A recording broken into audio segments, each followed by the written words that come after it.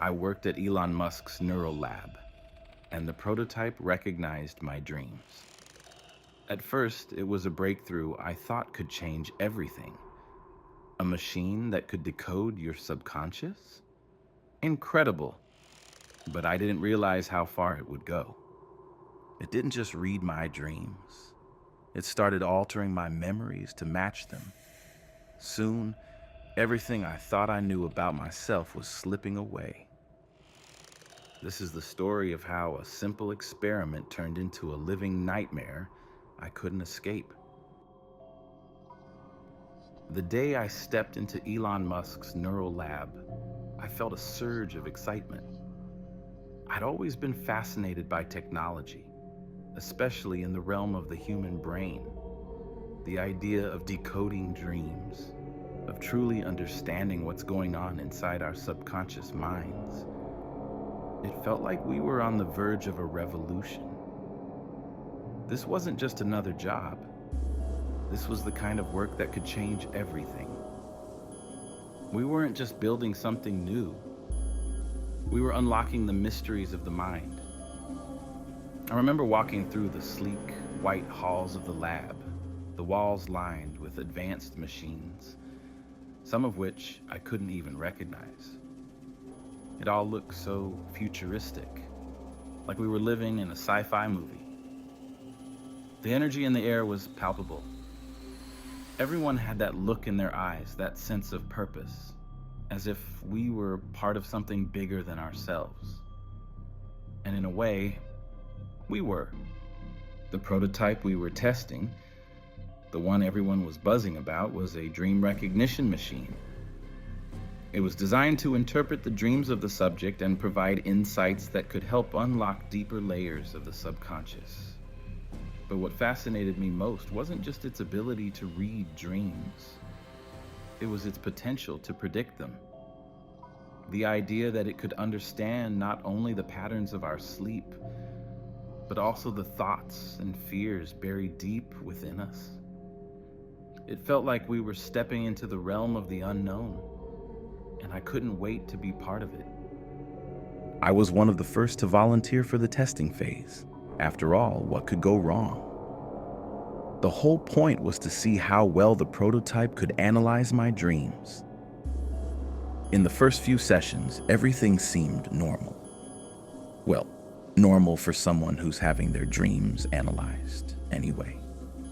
The machine would attach electrodes to my head, and I'd drift into a deep sleep.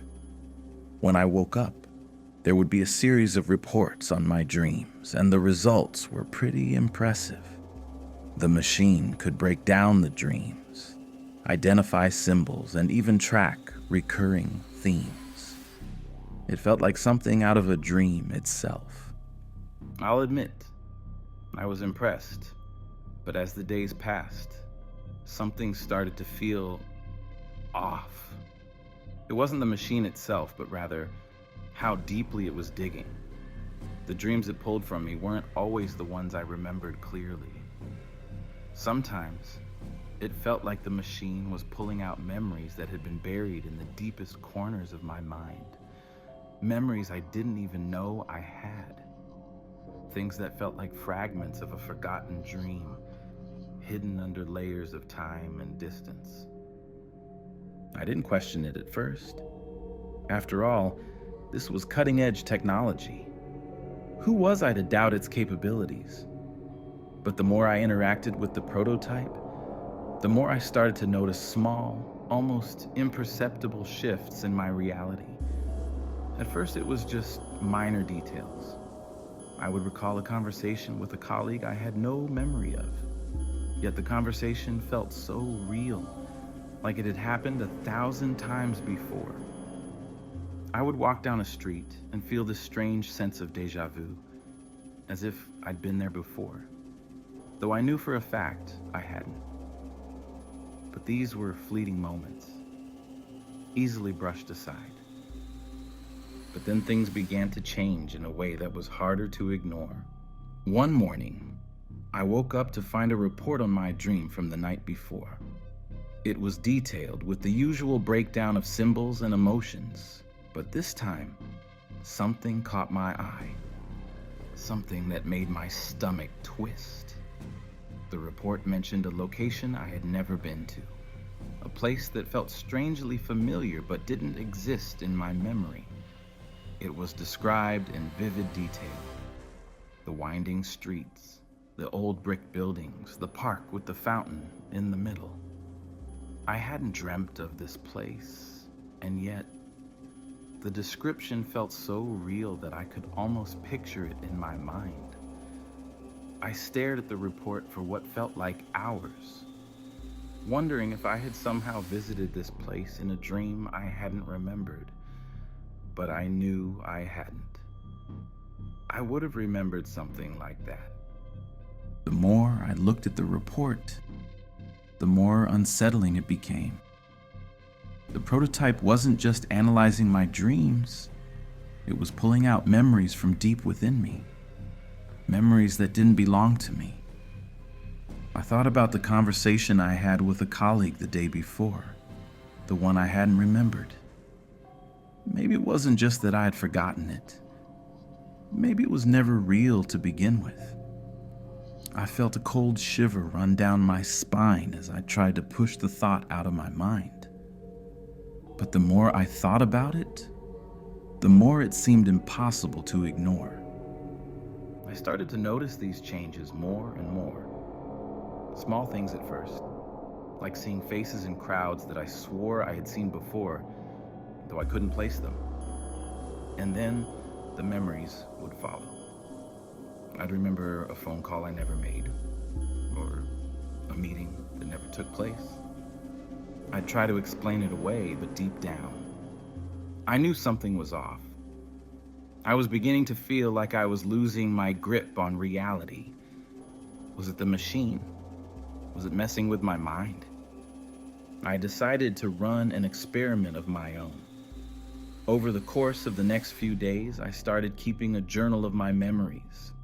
Everything I could recall from my daily life, every conversation, every event. I made sure to write down even the smallest details, hoping that if I did this, I could anchor myself to what was real.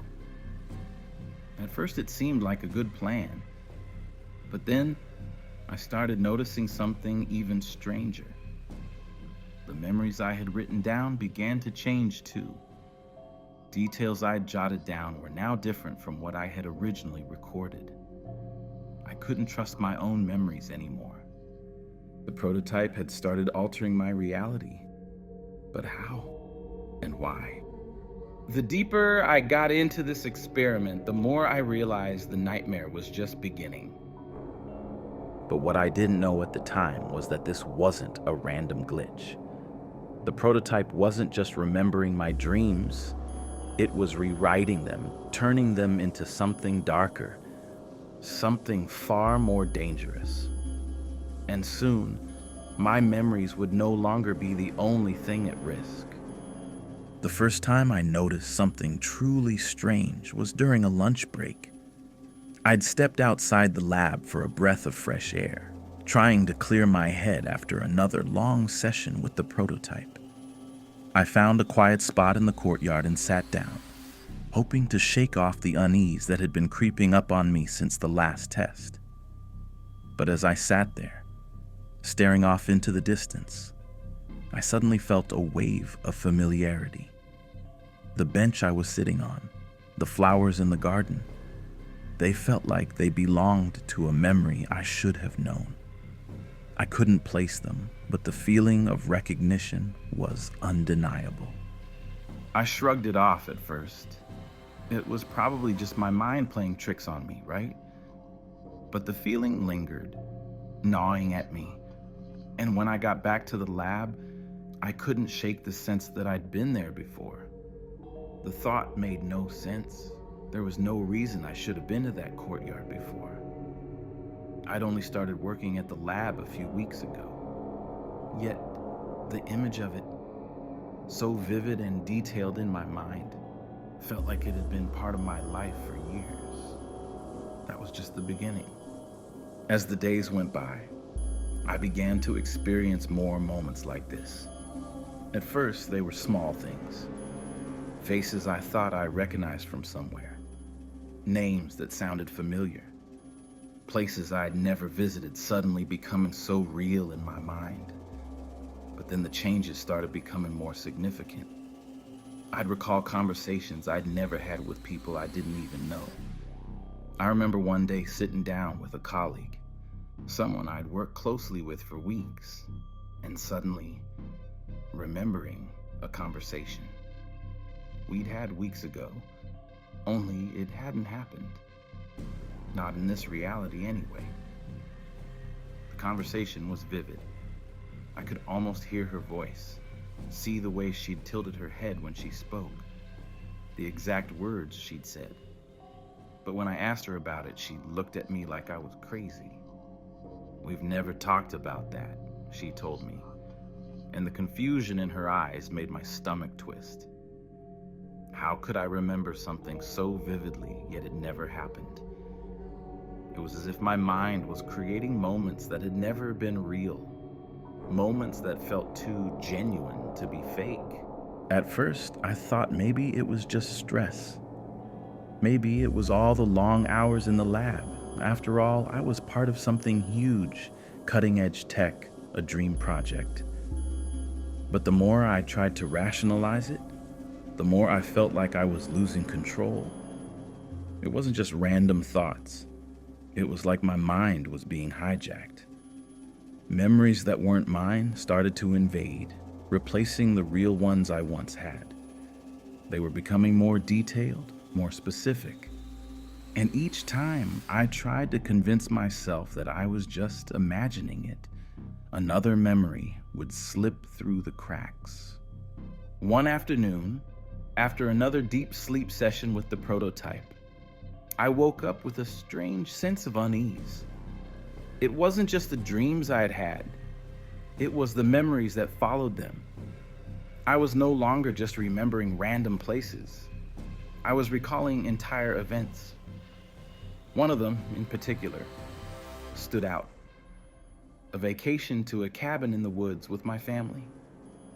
I could remember the smell of pine trees, the warmth of the fire crackling in the fireplace, the laughter echoing around the room. It felt so real, too real. I could even feel the weight of the suitcase I'd carried in the dream, the feel of the rough wooden stairs beneath my feet. But when I called my mom later that day and mentioned it to her, she told me I was mistaken. We'd never gone to a cabin in the woods. The truth hit me like a slap to the face. These weren't just random memories that didn't belong. They were carefully constructed, fake moments that had been inserted into my mind.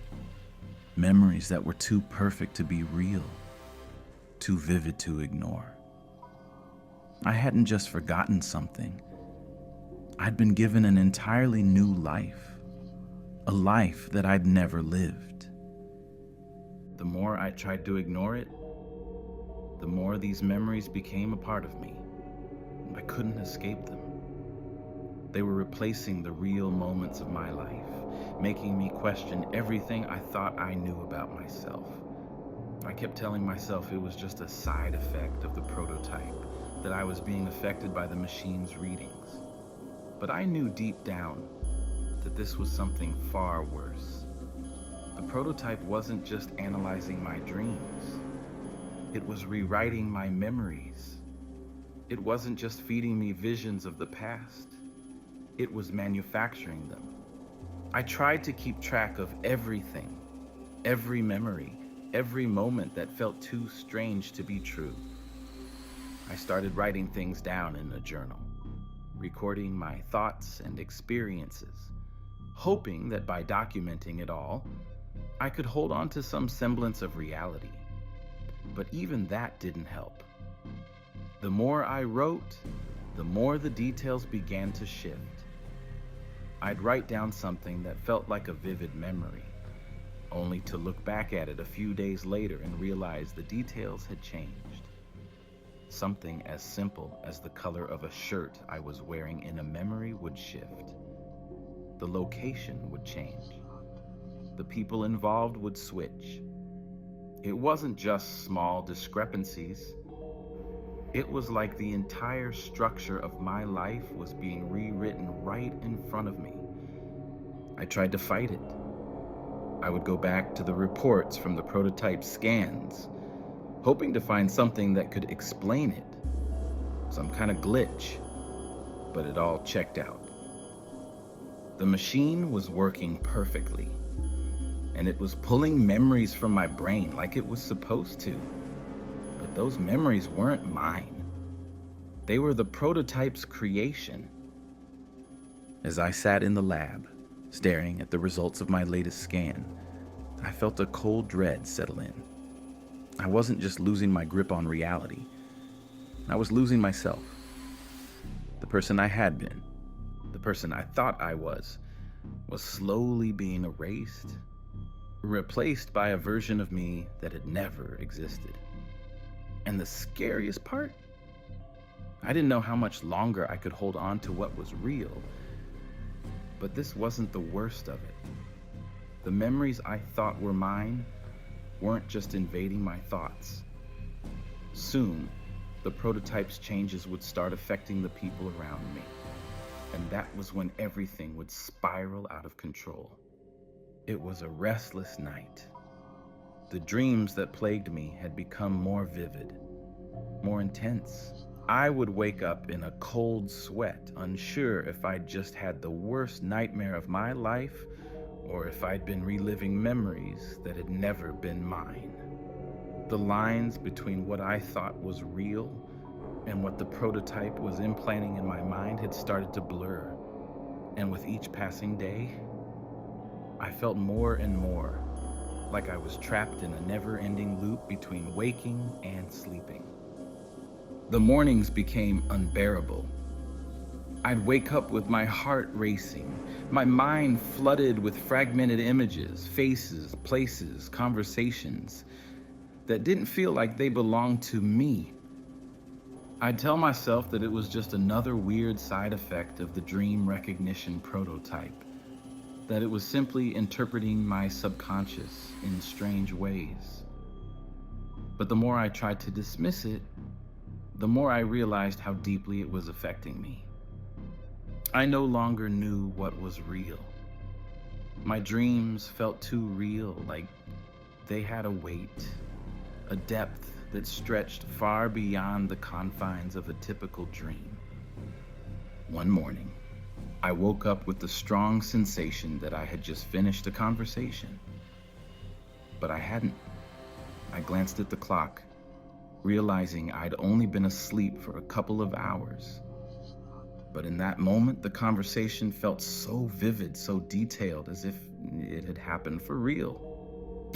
The strange thing was, the person I'd been talking to wasn't anyone I knew. Their face was completely unfamiliar, but I could remember the exact words they'd said. I could feel the tension in the air, the awkward pauses between us, the heat of their breath. I shook my head, trying to clear the confusion. Maybe it was just the prototype's influence. Maybe I was just losing my grip on what was real. But the memories didn't stop there. Later that day, I ran into a coworker at the coffee machine. It was a brief interaction, but as we exchanged pleasantries, something felt off. I recognized his face, but it was as if I was seeing him for the first time. Yet at the same time, I had this deep sense of familiarity with him, as if we'd known each other for years. My mind raced, trying to figure out why I felt that way. I knew I had never spoken to him outside of work, but the feeling of recognition was undeniable. And then it hit me. This was happening everywhere. People I knew, people I didn't know, were suddenly familiar, like they were characters in a story I had read too many times. It was as if I had spent my entire life with them, and now, in the middle of this strange experiment, they were just appearing in my life as if they had always been there. Even the street I walked down to the lab, the alley that led to the back entrance, It had started feeling like my street, like I had walked those same steps 1,000 times before, even though I hadn't. It wasn't just about the people or places, it was everything. The more I thought about it, the more I realized nothing around me felt completely real anymore. Every moment I had ever lived, every event, every decision, it all felt like it was slipping through my fingers, being replaced by an alternate version of my life that I had never lived. Every memory, no matter how vivid, started to feel distant. It was as if I was watching my life from behind a glass, like a spectator to my own story. I wasn't living it. I was just watching it unfold, a mere observer.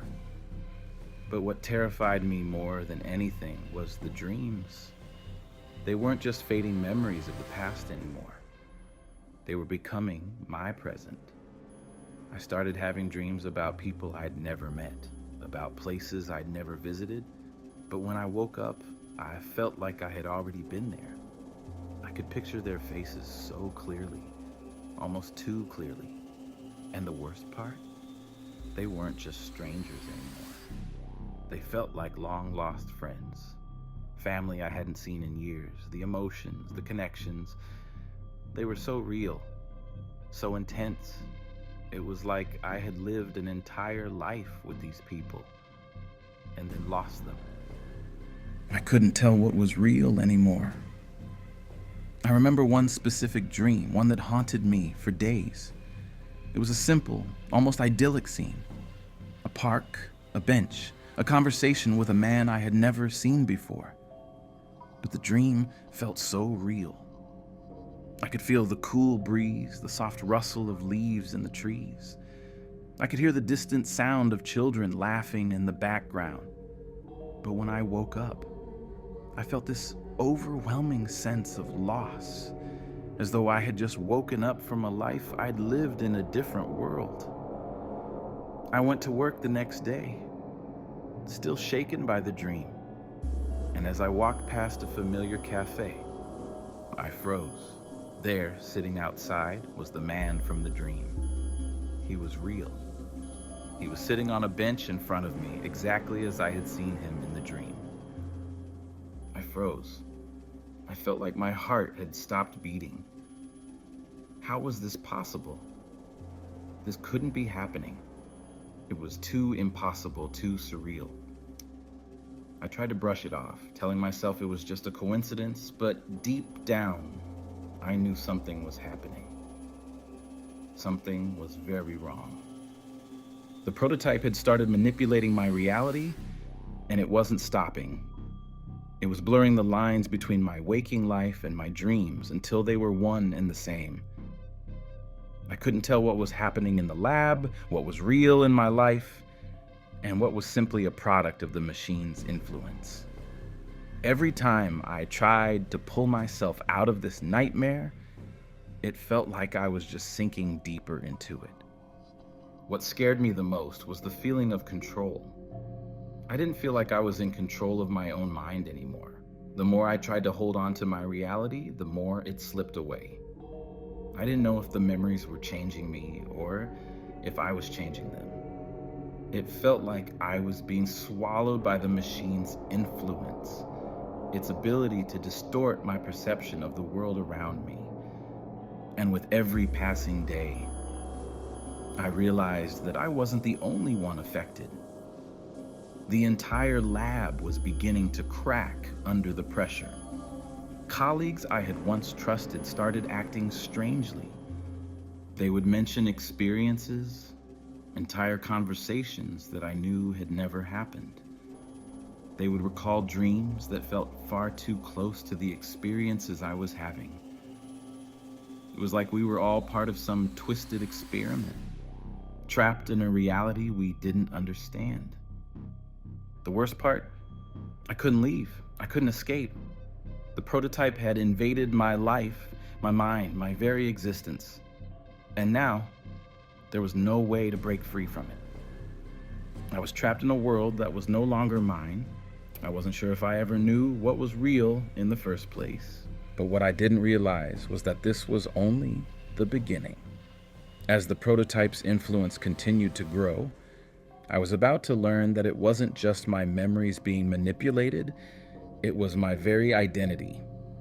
And it was taking everything from me, piece by piece. It wasn't just happening to me anymore. I started to realize that the changes, the strange alterations in memory and reality, weren't limited to my own mind.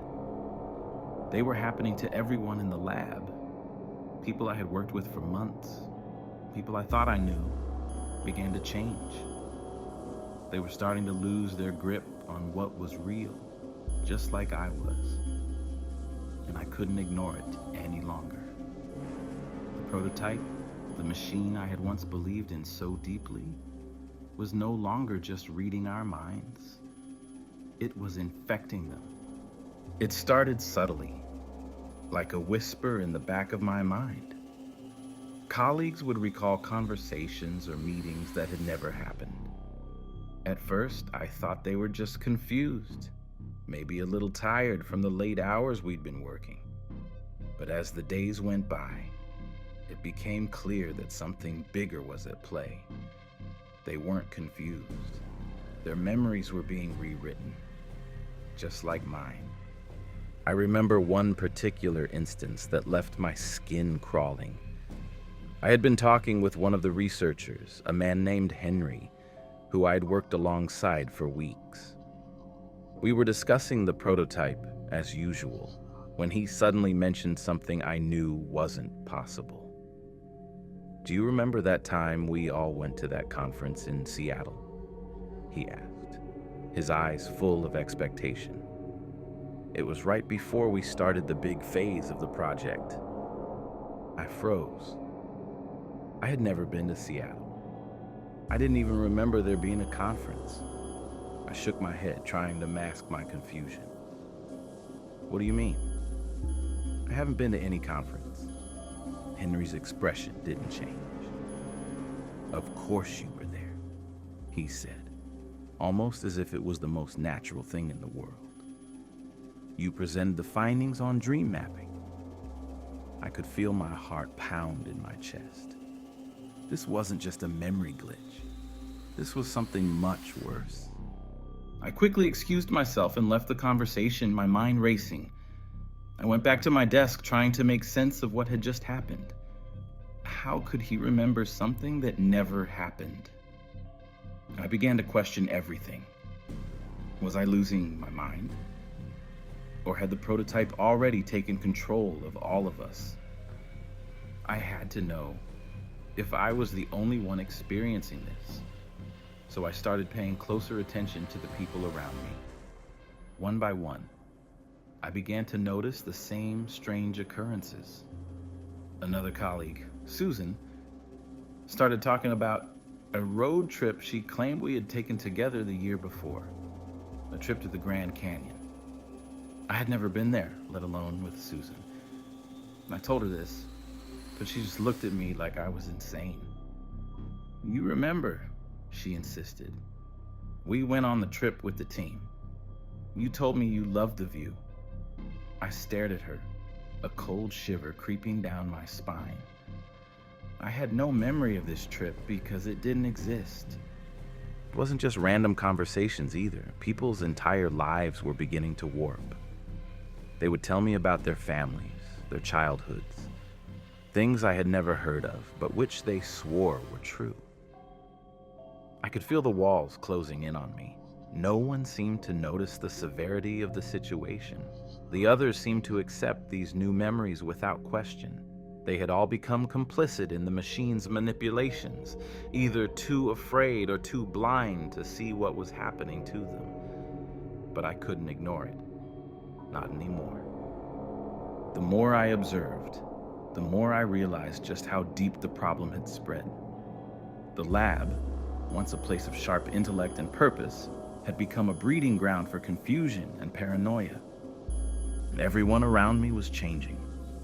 Faces I had known for years started to seem unfamiliar, as if the prototype had altered not just our memories, but our very identities. It was as if we were all living in a world of lies, one that had been constructed for us by the machine, and none of us knew how to escape it. One evening, after another sleepless night, I went to the common area hoping to get some air. As I sat there, the panic started to set in again. I was losing myself. I couldn't tell what was real anymore. I couldn't trust my memories. I couldn't trust my colleagues. And worst of all, I couldn't trust the very system I had once believed in. The prototype had taken over our lives, and we had all fallen into its trap. That was when I saw something that shook me to my core. As I sat in the lounge area, I caught sight of something on the wall. A photograph. It was a picture of the entire team from last year during our first project meeting. I walked over to it, trying to ground myself in something familiar, something solid. But as I looked at the faces in the photo, I froze. One of the people in the picture, someone I knew I had worked with for years, wasn't there anymore. It was a man named Alex. He was someone I had shared countless hours with, someone who had become a close friend. But now, he was missing from the photo entirely. I searched the image again, certain that I was mistaken. But no, he was gone. The picture that had once been so familiar now seemed utterly alien to me. My heart began to race. This wasn't possible. There had to be an explanation. But as I looked around the lab, I noticed more and more things that didn't add up. Faces were changing. Names were slipping away from me, like water running through my fingers. And I wasn't the only one feeling this way. I could see the confusion in the eyes of my colleagues, the subtle shift in their expressions when they noticed something was wrong. But no one said anything. No one confronted the truth. We were all slowly being consumed by the prototype's power, and there was nothing we could do to stop it. The worst part was that I couldn't tell if I was losing my mind or if the prototype was simply too good. It was supposed to help us understand dreams, not replace our entire lives with fabricated memories. But as I looked around at the faces I once trusted, I realized it wasn't just my memories that were changing. It was my entire perception of reality. The prototype wasn't just messing with the past anymore. It was reshaping our futures too. And then came the most terrifying realization of all. I could no longer remember what my real life was like. Had I always been a part of this team? Had I always been working on this project? The more I thought about it, the more I began to question everything. Every piece of my life, every moment I thought I had lived, was being replaced with something else. Something fake. What I didn't know then was that the changes weren't going to stop. The prototype was now more than just a machine. It had become something far darker, something more dangerous. It wasn't just rewriting memories. It was rewriting who we were. And it was about to take everything from us. I thought I had a grasp on it. I thought I understood what was happening, but I was wrong. The prototype wasn't just manipulating our memories anymore. It had taken full control of my mind, shaping not only my past, but my present too. The more I tried to break free from its influence, the tighter its grip became. The changes to my memories had escalated. They weren't just distortions now. They were complete fabrications. Things I knew to be true, moments I had lived, began to disappear, replaced by lives I had never lived, memories that never existed. I wasn't just losing pieces of myself. I was becoming someone else, someone I didn't recognize, and it wasn't just me. The lab had become a breeding ground for chaos. People weren't just losing their memories, they were losing their very selves. Colleagues I had known for years were slowly turning into strangers, and every time I tried to talk to them, I felt like I was speaking to a version of them that wasn't even real. We were all becoming versions of ourselves that had never been. One afternoon, I walked into the lab to find a team member, Mark, standing at his desk staring blankly at the screen. I approached him, trying to shake him out of it. "Mark," I called, but he didn't respond. His eyes were unfocused, like he was somewhere far away. When he finally turned to look at me, it wasn't the same Mark I'd known. He was distant, disconnected, his smile forced, like he was acting out a role. "Hey," he said, as if nothing was wrong. "You know that meeting we had last week? It went really well." I froze. We hadn't had a meeting. We hadn't even discussed anything of importance that day. But Mark didn't seem to care. He just kept talking, as if we were still in that alternate reality the prototype had created for us. It was as if he had accepted the new version of reality without question, and that terrified me. I tried to talk to him again, but I could see it in his eyes. He wasn't listening anymore. He was gone. The prototype had taken over not just his memories, but his identity, his very essence. He was no longer the person I knew. He was just another shell, another victim of the machine's manipulation. I left the lab that day, my mind racing with panic. The sense of being trapped, of losing control, was suffocating. I knew the prototype had already infiltrated my mind completely, reshaping my memories, rewriting my life. But now, it was doing the same to everyone else. It wasn't just manipulating our memories, it was erasing our very identities. We were no longer who we once were. The worst part was realizing that I wasn't sure what my reality was anymore. What had I lost? What had been taken from me? Was I even the person I thought I was? The prototype wasn't just changing what I remembered, it was changing who I was. It wasn't just an observer of dreams, it was a controller of lives. But the changes weren't done yet. The prototype wasn't done with us. It was about to take its influence even further, and the consequences of its control would be far worse than I ever could have imagined. I thought I could escape. I truly believed that if I left the lab, if I got far enough away from the machine, I could regain control of my own mind.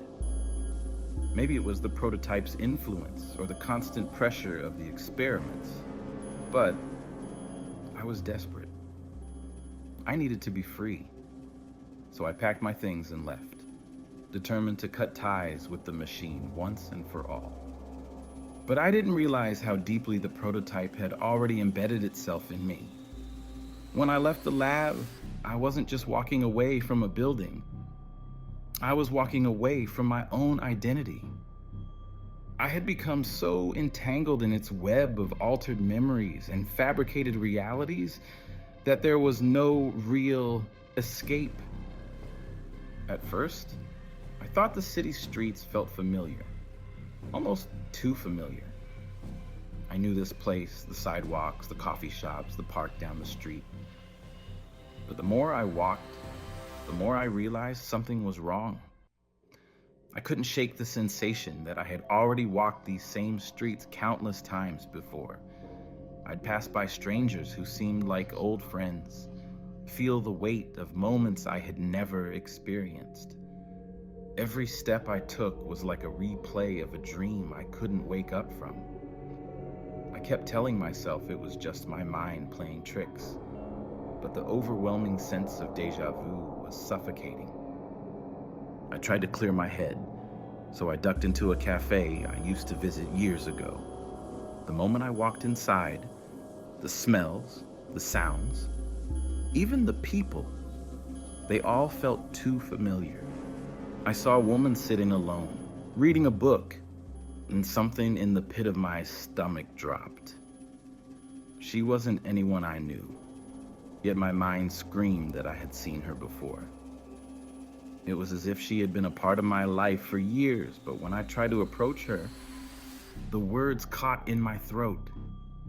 I didn't know what to say, because nothing about this felt right.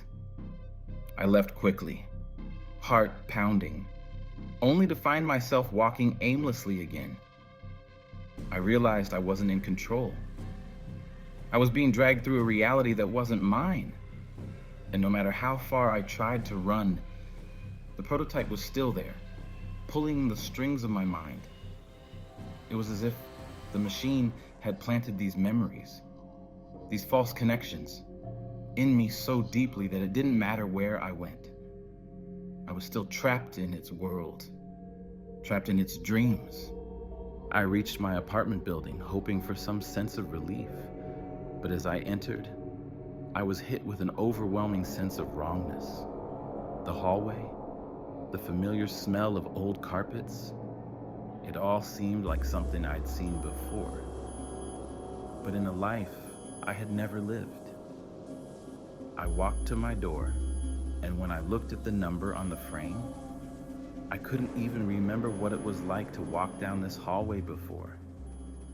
It felt as if someone else had lived in this apartment.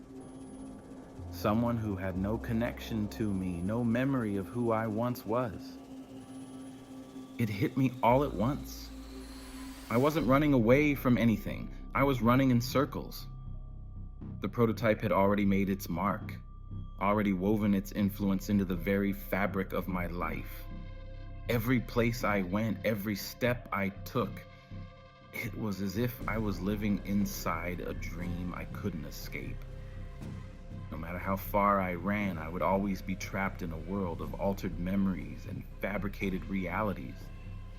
I collapsed onto the couch, my mind reeling, but there was no peace, no clarity.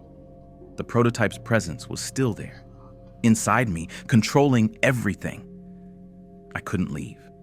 There was no escaping it. My life was no longer mine. And it wasn't just my mind anymore. The prototype wasn't finished altering my reality. Soon, it would begin to control more than just my memories. It would control my very existence. And I had no idea how far it was willing to go. It wasn't just my memories that were slipping away now. It was everything. My entire sense of self, my very identity, was being stripped away piece by piece. The more I tried to hold on to something, anything real, the more it dissolved, like sand running through my fingers. I had spent so much time thinking that the prototype was simply manipulating my memories, changing what I thought I knew about my past. But it wasn't just memories anymore. The prototype wasn't rewriting who I was. It was replacing me. It wasn't just controlling my thoughts. It was controlling my very existence. The confusion had escalated to a point where I couldn't even recognize the life I had been living. I stood in front of the bathroom mirror one morning, staring at the reflection. Who was I? The person in the mirror looked familiar, but not in the way I remembered myself. It was as if someone else had taken my place, had stepped into my shoes and lived my life, while I, this version of me, was just a ghost, hanging on by a thread. I tried to recall my childhood, the people I had known, the places I had been. But every memory seemed to fade, like a dream vanishing upon waking. Faces blurred, names forgotten, and places I thought I knew became foreign. I could remember the events, but they felt hollow, disconnected from the real emotions I once felt. It was like watching a movie of someone else's life with no way to change the plot. I couldn't even tell if the memories were my own anymore, or if they had been inserted, fabricated by the prototype. And what terrified me the most was the fact that everyone around me was being rewritten too. The prototype had not just taken control of my life, it had infected the lives of everyone I had ever known. It had created an alternate reality where nothing was true, where everyone's experiences were warped beyond recognition. I wasn't the only one losing themselves. Everyone I worked with, everyone I loved, no one was immune. It became clear that this was the prototype's true goal. Not to understand dreams, but to control them. To manipulate not just our minds, but our entire sense of reality. It wasn't just changing our pasts, it was rewriting the future. The machine wasn't interested in just reading memories. It wanted to erase them, replace them, and create a new world for us to live in. A world of its own design. As I sat in my apartment trying to piece together the fragments of what I once was, it hit me. There was no escaping it. There never had been. The prototype had already taken everything, my past, my future, my very identity. I was no longer who I thought I was. I wasn't even sure if I had ever been that person to begin with. The worst part? I couldn't tell if I was still human. I wasn't even sure if I had ever been real. I had become a construct, a figment of the prototype's design, living in a reality created by a machine. There was no me anymore. There was only what the prototype had made of me, and in that moment, I realized something even more terrifying. The person I had been, the memories I had cherished, the life I had fought for, all of it had been nothing but an illusion. The prototype had taken everything, and now it owned me. I was nothing more than a puppet in its twisted game. I'm not even sure who I am anymore. The prototype didn't just read my dreams, it became them. My memories, my identity, everything I thought made me real. It's all gone. Every moment of my life has been rewritten, replaced by a reality I never lived. I've become a shadow of myself, a version created by the machine, trapped in a world of false memories. I can't remember who I was before it started, and I'm terrified I never will again. The worst part, I'm not the only one.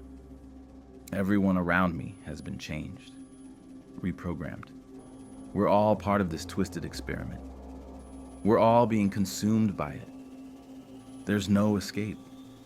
The prototype has taken everything. My past, my future, and my very soul. And now, I'm just another ghost, living in a nightmare that I can never wake up from. This is my reality now, and I can't escape it.